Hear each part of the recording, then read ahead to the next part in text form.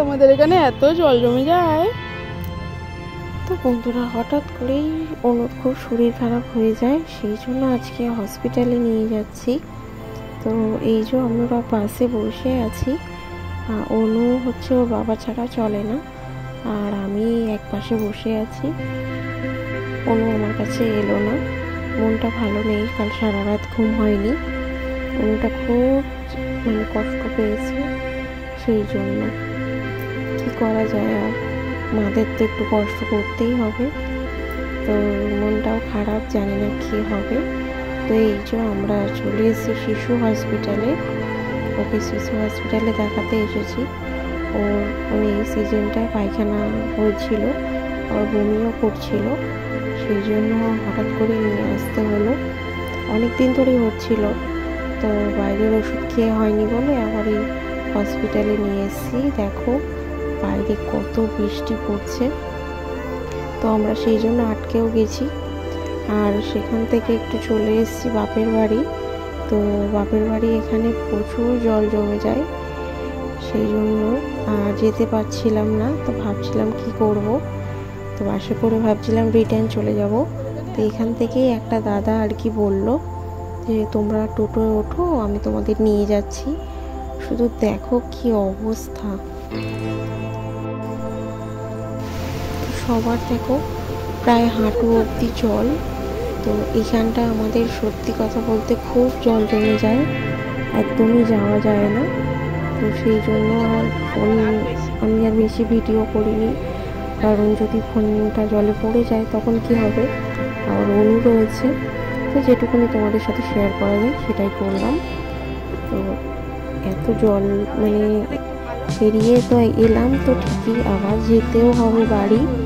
আদিজাও বাড়ি একা রয়েছে, আর এদিকে অনুর খুব মজা হচ্ছে, কারণ চারিদিকে জল, ও যাচ্ছে খুলে, তো ওর তো খুব মজাই হচ্ছে।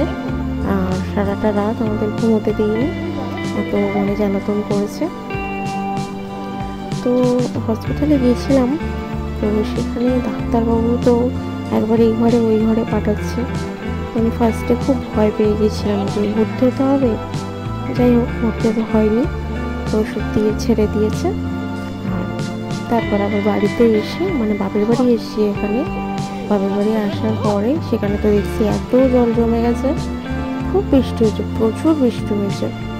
তো এই যে দেখো এটা আমাদের বাড়ি, তো বাড়িতে দেখো কতটা শুধু জল জমেছে, তো কি আর করা যাবে। যাই হোক, তো এখান থেকে আবার একটু খাওয়া দাওয়া করে একটু ফ্রেশ হয়ে তারপর আবার একটু পরেই বেরিয়ে যাব।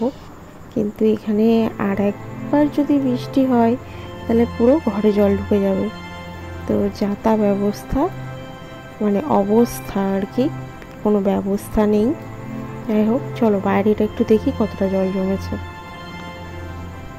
আর এটা এখানে থাকে আমার বাবার টোটো রিক্সা, আর এদিকে সবাই মাছ ধরছে জানো, এত পুকুর তো ডুবে গেছে আর রাস্তায় জল চলে এসছে। তো পুকুরে যত মাছ ছিল আর কি সব এই রাস্তার মধ্যে উঠে এসছে। অনেকে তো ঝুড়ি নিয়ে মাছ ধরছে, অনেকেও ছিপ ফেলে। যাই হোক আমার বাবাও মাছ ধরতে গেছে, জানি না কটা মাছ নিয়ে আসবে বাড়িতে। বেশ ভালোই লাগছে, জল জমেছে দেখছো, সবাই ঝুড়ি নিয়ে যাচ্ছে মাছ ধরতে। যাই হোক তোমাদের ভিডিওটা কেমন লাগলো বলো কমেন্ট করে, জানি আশা করি ভালো লাগবে না।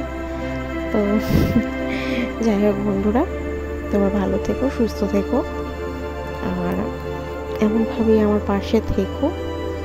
তো কষ্ট তো থাকবেই, কিন্তু সেটাকেই মানিয়ে গুছিয়ে চলতে হবে। মেয়েদেরকে সব কিছু করতে হয়, সব কিছু মানিয়ে গুছিয়েই চলতে হয়, চললেই সব কিছু সুখে শান্তিতে থাকবে। আর না হলেই বিপত্তি ঘটে যাবে, বড়ই অশান্তি এসে যাবে জীবনে। যাই হোক এইটুকুনি বলেই আমার ভিডিওটি শেষ করছি। দেখা হবে আবার অন্য কোনো দিন, অন্য কোনো ব্লগে। চলো বন্ধুরা, টাটা, গুড বাই।